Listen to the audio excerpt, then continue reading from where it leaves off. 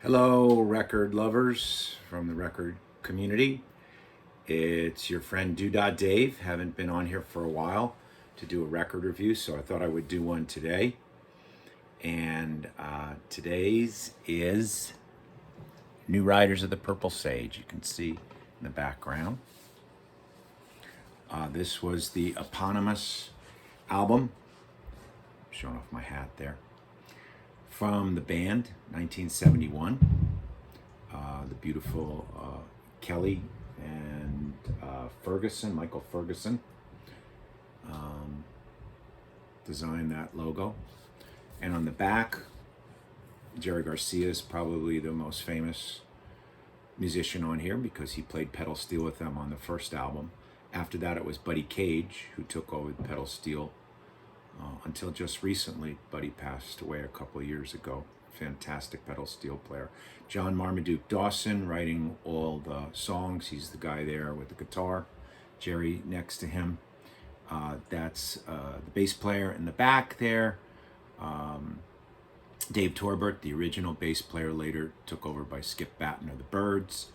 And Dave Nelson on the guitar and vocals there, and Spencer Dryden on the stairs with the cigarette butt. He was the drummer. You may recognize that name from Jefferson Airplane.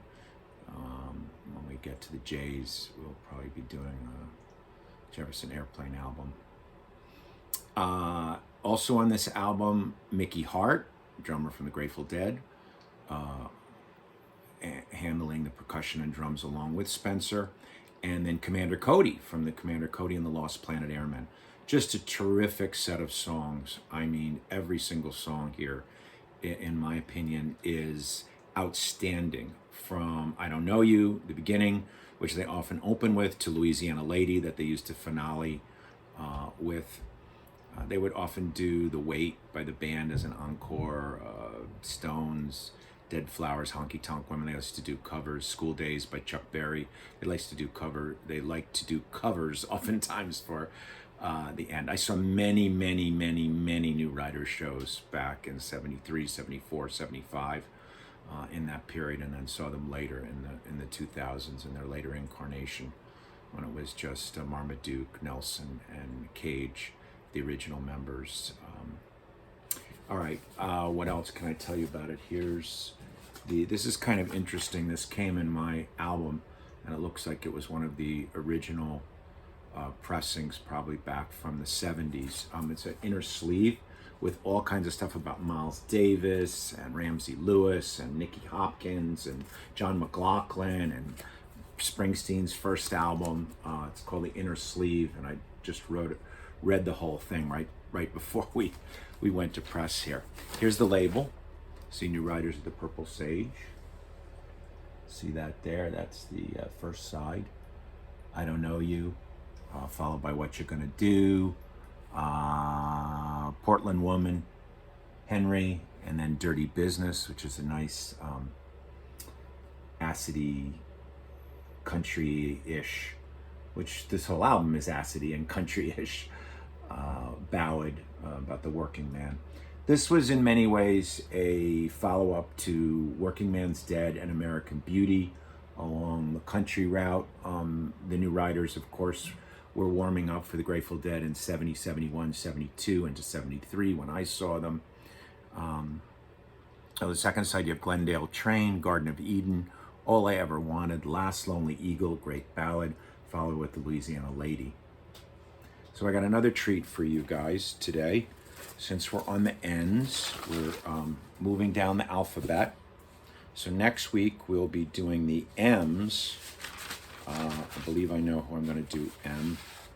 Very famous female songwriter, one of her albums.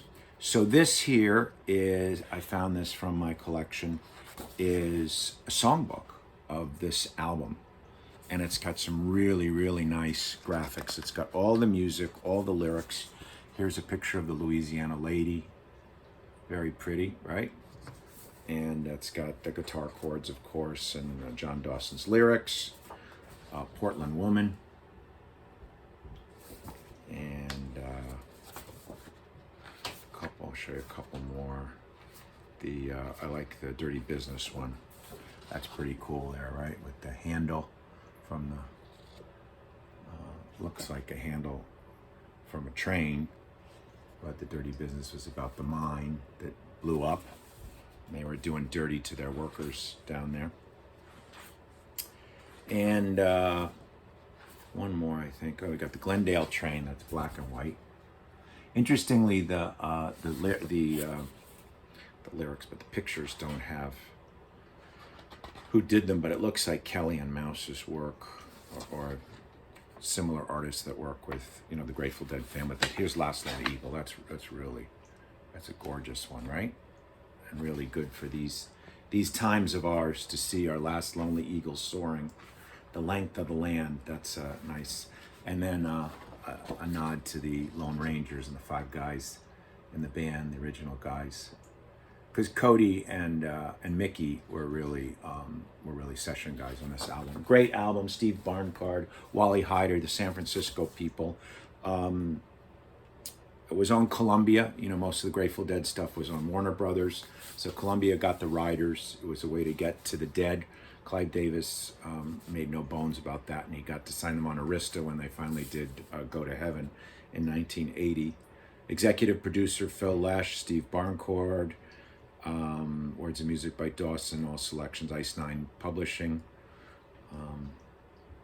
Quick story before I close out. So Dawson was interviewed, and Dawson and Nelson, the 2 guitar players, are very close with Jerry. You know, they played a lot, they jammed, they go back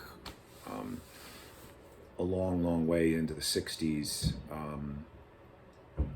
David Nelson especially, and Nelson played on American Beauty, and they asked Dawson, because Dawson's credited, I believe, as one of the writers on Friend of the Devil, and he says it was a new Riders song, and he gave it to the Dead. So I don't think I've ever heard a version, if there's a version of the Riders doing Friend of the Devil. That's interesting. Usually Jerry kept that for himself.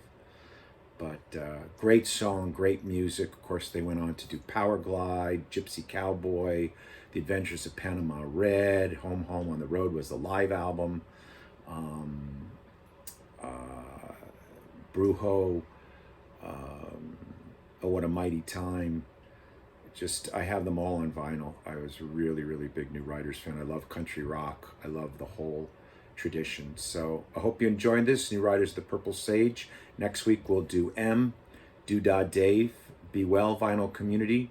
Keep rocking. Keep listening to vinyl, and we'll see you soon. Take a listen to this record if you can get it. New Riders, The Purple Sage on Columbia, 1971. Good talking to you. Keep on rocking.